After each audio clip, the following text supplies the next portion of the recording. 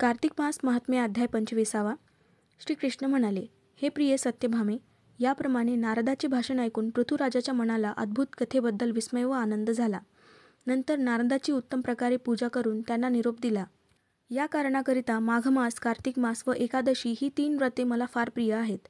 वनस्पतीत तुलसी, महिन्यात कार्तिक मास, तिथीत एकादशी तिथी व क्षेत्रात द्वारका ही मला फार प्रिय आहेत. इंद्रिय निग्रह करून या तिहींचे जो सेवन करील तो मला जसा फार प्रिय होतो तसं यज्ञादिकांनी प्रिय होणार नाही. या व्रतात्रयांचे सेवन करणाऱ्याला माझे कृपेने पातकसंबंधी भय करण्याचे मुळीच कारण नाही. सत्यभामा म्हणते, हे नाथ, तुम्ही जे दुसऱ्याने दिलेल्या पुण्याने कलहमुक्तीला गेली असे सांगितले, हे मोठे आश्चर्यकारक आहे.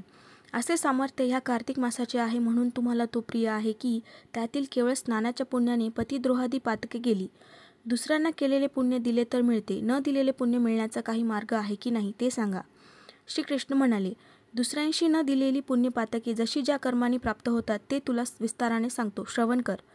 कृतादी 3 युगांमध्ये कर्म करणाऱ्याचे फलभागी क्रमाने देश, गाव व कुल ही होतात. कलीत मात्र पुण्यपाप करणाऱ्यासच सुखदुःख फल भोगावे लागते. संसर्ग न करता फल कसे प्राप्त होते त्याची व्यवस्था सांगितली आहे. आता संसर्गापासून पाप पुण्य दुसऱ्यास कसे प्राप्त होते ते ऐक. एकत्र मैथुनाने विवाह आदी शरीर संबंध केल्याने, एकत्र पात्रात भोजन केल्याने पुण्यपाप जे असेल त्याचे अर्धे फल प्राप्त होते. अध्ययन शिकवल्याने, दुसऱ्याचे याज्ञिक केल्याने व एका पंक्तीला जेवल्यानेही पापपुण्याचा 4था भाग अप्रत्यक्ष पर्यायाने प्राप्त होतो. एका आसनावर बसल्याने, एका यानात बसल्याने, अंगाला अंग लावल्यामुळे व दुसऱ्याचा उच्छ्वास लागल्याने त्याच्या पापपुण्याचा 10वा भाग प्राप्त होतो.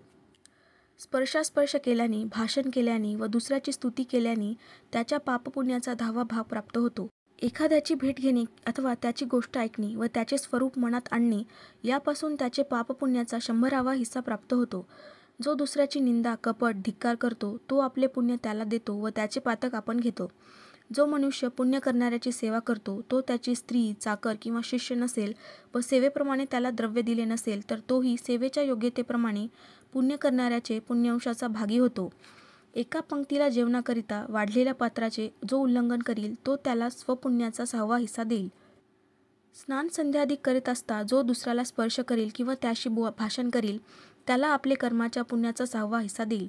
धर्मकृत्याकरिता जो दुसऱ्याजवळ द्रव्य मागतो व त्या द्रव्याने ते धर्मकृत्य करतो त्या धर्मकृत्याचे सर्व पुण्य द्रव्य देणाऱ्याला मिळते.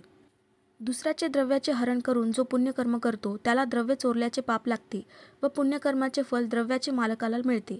दुसऱ्यांचे ऋण परत न देता जो मरतो त्याचे पुण्य द्रव्याच्या मानाप्रमाणे त्या सावकाराला मिळते.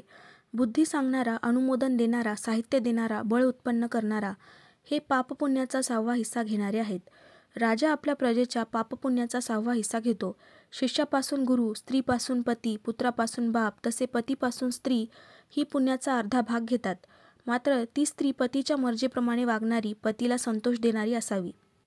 दुसऱ्यांकडून दानादिक पुण्यकर्म करविण्याचे पुण्य त्याचे ते करणारे चाकर किंवा पुत्र नसतील तर कर्त्याला 6वा भाग मिळतो. वृत्ती देणारा वृत्ती भोगणाऱ्याच्या पुण्याचा 6वा भाग घेतो. मात्र तो त्यापासून आपली किंवा दुसऱ्याची सेवा करून घेणारा नसावा. त्याप्रमाणे दुसऱ्यांनी केलेली पापपुण्ये त्यांनी दिली नाहीत तरी प्राप्त होतात. कलीमध्ये हा नियम नाही. पापपुण्य करणारा ज्याचा तो आपल्या कर्माचे फळ भोगतो. पूर्वी याविषयी एक पुण्यकारक गोष्ट घडली ती तुला सांगतो, ऐक.